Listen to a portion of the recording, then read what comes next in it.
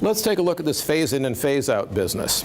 The real marginal tax rate on an additional dollar depends in part on the statutory tax rate and on part on how closely the incremental amount of what you have to report as taxable compares to the incremental amount that you actually earned.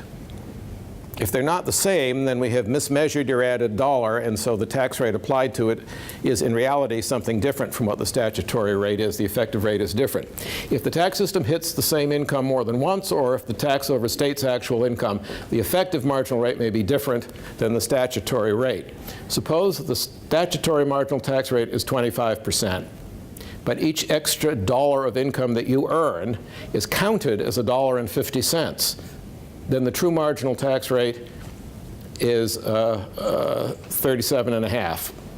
Now, you see how that works, I think, because I have had to report $1.50 in increased taxable income when I earn the extra dollar.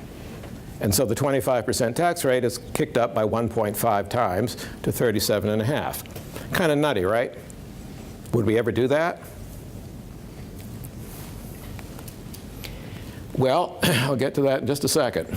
Credits, tax credits, apply directly to the tax rate. If I have a 5% credit, knocks 5 percentage points off the tax. If the tax is 25, it drops to 20. If I put a tax, if I start removing a tax credit from you as your income goes up at 5%, if you're in the 25% bracket, your rate gets kicked up to 30. This is an example of the child credit. I won't go through the details. You can take a look at it on the website. But basically, a 15% refundable credit against the 10% income tax rate would give you a negative 5% tax rate. And then when we take it away at 5%, it adds 5% to the tax rate, goes from 25 to 30. I call it phase the taxpayer. Phase-ins and phase-outs really do play funny games with the tax rates. The earned income tax credit subtracts 40% if you have 2 children from the payroll tax and the 0 or 10% income tax rates, yielding a negative tax rate of between 20 and 30%.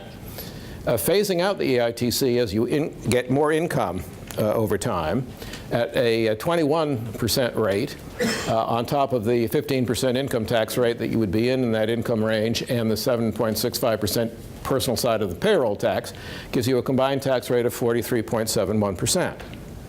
This is really why Warren Buffett's secretary's secretary, who's young and not earning very much, is in a higher tax rate than Warren Buffett. It has absolutely nothing to do with capital gains. It's because she's in the phase-out range of her earned income tax credit. His actual secretary, who's more his own age, is receiving so much salary she's not getting an earned income tax credit. But her secretary. All right. Mike Schuyler back there has done a chart tracing the major credits and what they add to or subtract from the effective tax rate at the margin. Please don't try to read this. It's too fine. And of course, you don't have to memorize it. And it's all changed over the last 5 years anyway. But you can see that there's a whole slew of things, from the DC home buyer's credit to the clunkers to the EITC to the child credit and all kinds of things that have major effects on the marginal tax rate over certain ranges of income. And this is the graph of the tax rate you face as you go from $12,000 in income to $40,000 of income with a married couple with 4 children. We call this the skyline graph. We produced this, or Mike produced this, a couple of months before the Joint Tax Committee actually came out with one many years ago. And this is a bear to update, so this is slightly out of date, but not much. So you do not have any logical kind of marginal tax rate structure, really, when you get down to it. The thing about these things, of course, is that when you're facing these very high tax rates from working an extra hour, you're going to lose your EITC, or you're going to lose, perhaps, under the new law, a health subsidy. Then the value you get from working the extra hour is much diminished because you lose the credits. So your effective tax rate and your after-tax reward for labor is being affected here. Now, it's a bit different with a deduction or an exemption. If I have a phase-in or a phase-out of one of these things, it doesn't affect the rate percentage point by percentage point. With a deduction, if I don't have to report a dollar, if I have, let's say, well, these are percentages. So if I have a percentage deduction or credit, a percentage deduction or exemption, I have to change the tax rate by the rate of the item. So let's say the 33% rate would become 34 if I had a 3% phase out. I would be taking 0.99 and adding it to that rate.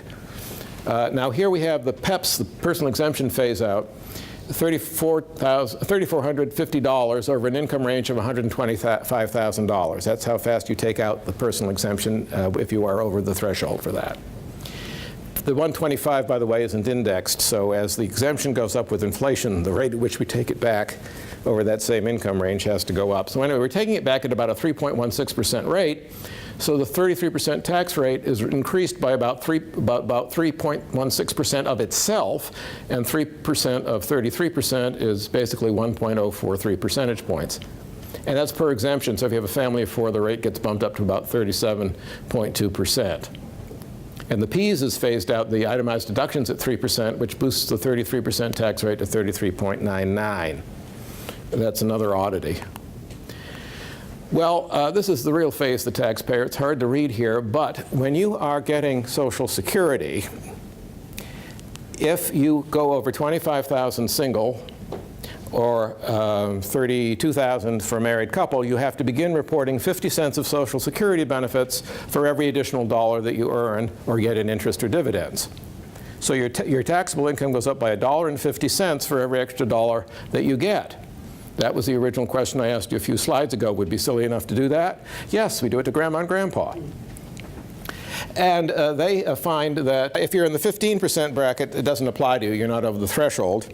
If you're in the if you're in the 10% bracket, you're okay. If you're in the 15% bracket, your rate gets kicked up to 22.5%. 1.5 times 15. If you go over the 34,000 threshold for an individual or 44,000 for a married couple, you have to report 80 cents of Social Security for every extra dollar you earn. And in the 25% tax bracket, your tax rate is boosted to 46% on an incremental dollar. If you are also subject to the earnings test, and we reduced it a while ago, but it's still in place for people under the normal retirement age, we can get tax rates in the 15% bracket that hit 83% if you're in the 80% phase-in range, and if you're in the 25% bracket, 95.5%. And I think that's without the state income taxes. Correct. You'd have to add 48% for the state income taxes on top of that.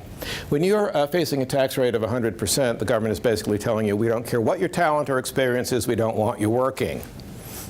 That's probably not a good idea.